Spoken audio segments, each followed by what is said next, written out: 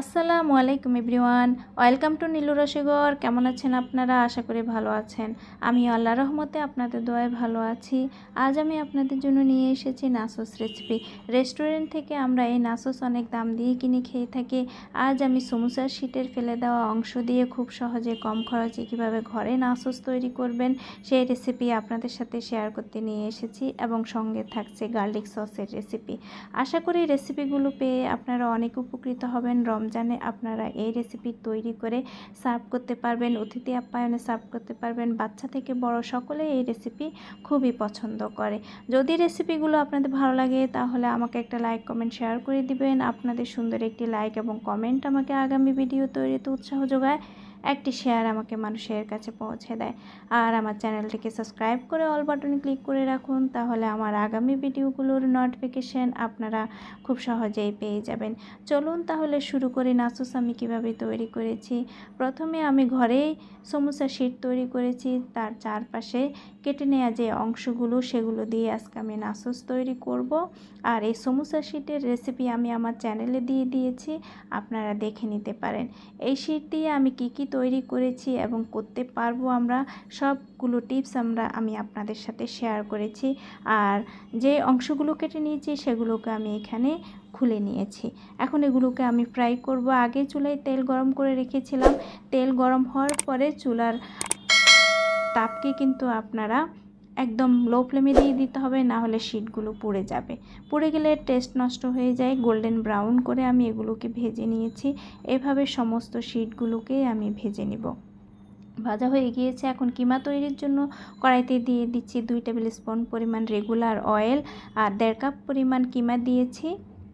Chicken কিমা, এগুলো আমি আগেই বয়েল করে কিমা করেছি গ্রাইন্ডারে দিয়ে দিলাম 1 টিস্পুন পরিমাণ সয়া সস, 1 টিস্পুন পরিমাণ অয়েস্টার সস দিয়ে দিচ্ছি আমি এখানে 1/2 কাপ পরিমাণ পানি এখানে এগুলোকে বয়েল করার জন্য। আমি ক্যামেরা অফ ছিল দেখাতে পারিনি। দিয়ে দিলাম 1 টিস্পুন পরিমাণ লবণ, 1 টিস্পুন পরিমাণ গরম মশলার গুঁড়ো দিয়ে এগুলোকে ভালোভাবে ভেজে নিব। দিয়ে দিলাম টেস্টিং সল্ট। রেস্টুরেন্টের টেস্ট যদি পেতে চান তাহলে টেস্টিং সল্টটা দিতে হবে, আর ভালো না লাগলে আপনারা স্কিপ করতে পারেন। ভাজা হয়ে গিয়েছে, বাটিতে নিয়ে নিচ্ছি একটু ঠান্ডা করে নেওয়ার জন্য। এখন আপনাদের সাথে আমি শেয়ার করব গার্লিক সস। দিয়ে দিলাম 1 কাপ পরিমাণ লিকুইড মিল্ক, এগুলো কিন্তু ঠান্ডা। আর 1 কাপ পরিমাণ রেগুলার অয়েল নিয়েছি, এগুলোকে আমি ধীরে ধীরে দিব। দিয়ে দিলাম ডিমের সাদা অংশ, আমি 3টা ডিমের সাদা অংশ এখানে দিয়েছি, আর কুসুমটা পরে দিব। দিয়ে দিলাম 2 কোয়া রসুন, দিয়ে দিচ্ছি 1 টিস্পুন পরিমাণ বিট লবণ, 1 টিস্পুন পরিমাণ লবণ বা আপনাদের টেস্ট অনুযায়ী দিবেন। দিয়ে দিলাম 3 টিস্পুন পরিমাণ সুগার। আপনারা যদি টক রাখতে চান তাহলে সুগারটিকে স্কিপ করতে পারেন। আর টেস্ট বাড়ানোর জন্য দিয়ে দিচ্ছি আমি এখানে 1/4 কাপ পরিমাণ গুঁড়ো দুধ। এখন এগুলোকে আমি ব্লেন্ডারে দিয়ে ব্লেন্ড করব। এগুলো যখন একটু ঘন হয়ে আসবে এরপরে দিয়ে দিব আমি বাকি তেলগুলো ধীরে ধীরে। আমি 3 বারে তেলগুলো দিই, আর যতক্ষণ পর্যন্ত এগুলো ঘন হবে না ততক্ষণ পর্যন্তই এগুলোকে ব্লেন্ড করতে থাকবো। ব্লেন্ডার কিন্তু বন্ধ করা যাবে না, তেলগুলো দিতে থাকবো অল্প অল্প করে। যখন ঘন হয়ে আসবে তখন দিয়ে দিব 1 টিস্পুন পরিমাণ লেবুর রস, দিয়ে দিব 1/2 টিস্পুন পরিমাণ হোয়াইট ভিনেগার, দিয়ে দিয়েছি ডিমের কুসুমগুলো। আমি 3টা ডিম এখানে ব্যবহার করেছি। দিয়ে দিচ্ছি 1/2 টিস্পুন পরিমাণ C.M.C পাউডার। এটি গার্লিক সসকে অনেকক্ষণ পর্যন্ত স্টেবিলাইজ থাকতে সাহায্য করে। দিয়ে দিয়েছি 1 টিস্পুন পরিমাণ গোলমরিচের গুঁড়ো। এখন আবারও ব্লেন্ড করতে থাকবো যতক্ষণ পর্যন্ত পারফেক্ট টেক্সচারে আসবে না। এগুলো কিন্তু বেশি যখন ব্লেন্ড করবেন, অতিরিক্ত ব্লেন্ডের ফলে কিন্তু বেশি ঘন হয়ে যাবে। আমার এই ধরনের টেক্সচার প্রয়োজন, এই ধরনের টেক্সচার হলে আমি নামিয়ে নিয়েছি আর বাটিতে ঢেলে নিচ্ছি।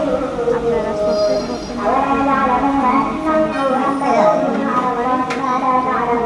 সেগুলোকে বয়মে ভরে আপনারা ফ্রিজে সংরক্ষণ করতে পারেন 1 সপ্তাহ পর্যন্ত।